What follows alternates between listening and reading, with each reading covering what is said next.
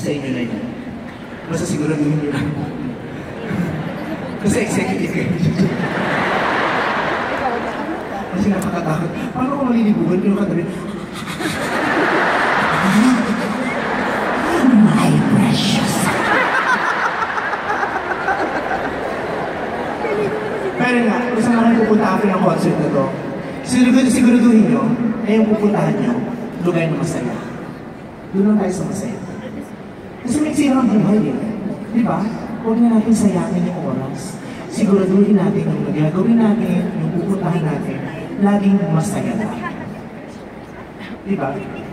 Yun lang lagi natin pupuntahan. May mga pagkakataon na tinatanong natin sa sarili na, lugmok na ako. Saan ako pupunta? Tinatanong natin lagi yun. Yung, wala na, hirap na ako, sakit na yung dibdib ko. Saan ako pupunta ngayon?